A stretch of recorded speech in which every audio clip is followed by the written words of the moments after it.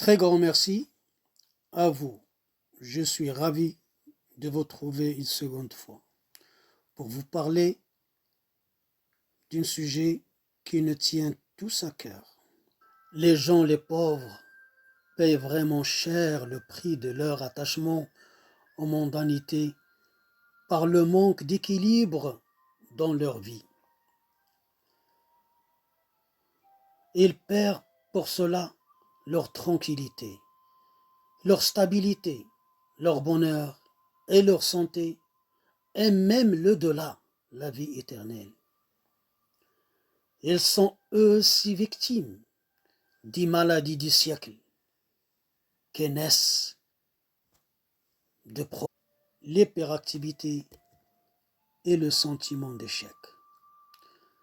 Ils sont aussi victimes des maladies du siècle qui naissent de problèmes psychologiques comme le stress, l'anxiété, l'angoisse, la colère, l'hyperactivité et le sentiment d'échec. Comme vous le connaissez tous, parmi les maladies qui se sont répandues aujourd'hui, il y a l'ulcère de l'estomac, il y a l'ulcère du côlon, il y a la thrombose veineuse, aussi le pneumonie, aussi la migraine, l'obésité, l'asthme, aussi des douleurs articulaires. Sans oublier l'allergie et certaines maladies dermatologiques, etc. Des dizaines et dizaines de maladies. Et pour trouver les remèdes aux maladies qui les atteignent et les solutions de leurs problèmes, ils se mettent à courir à droite et à gauche en oubliant Allah, le Tout-Puissant, qui guérit toute maladie. Et dépensent beaucoup d'argent et en déployant d'énormes efforts.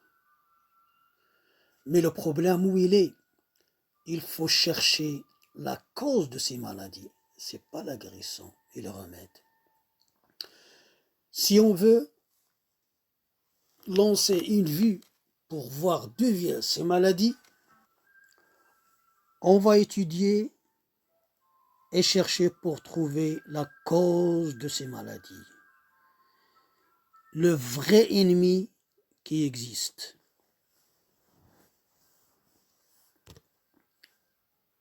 À l'époque des compagnons, notre prophète sallallahu alayhi wa sallam, il a dit: moi je suis la science.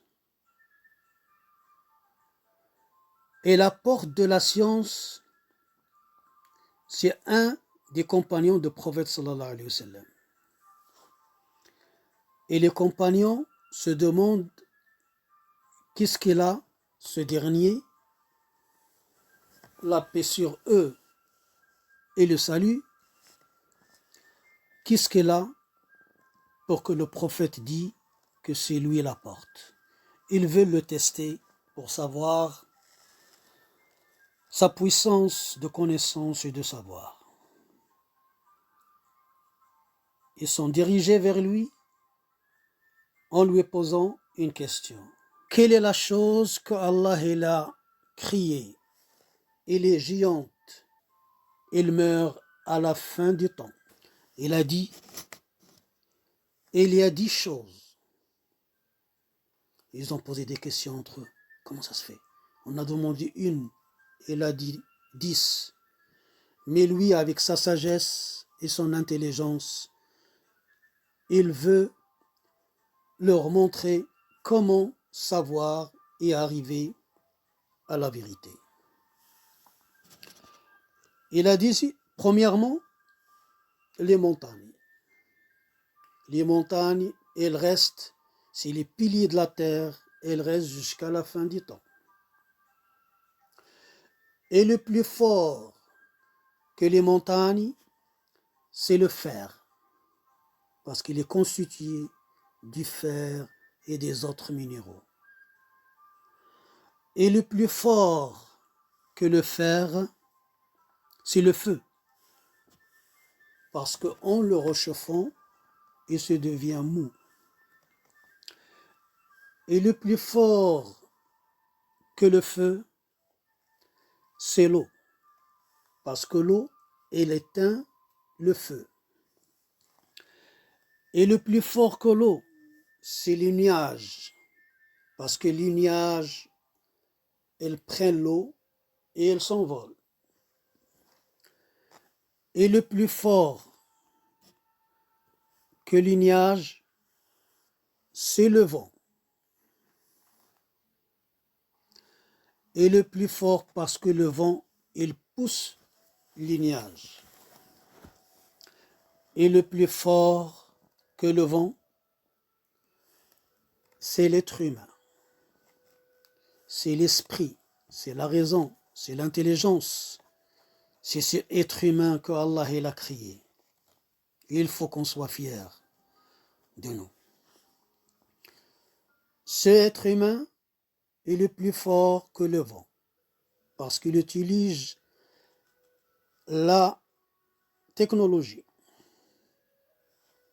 mathématiques, la physique, la science,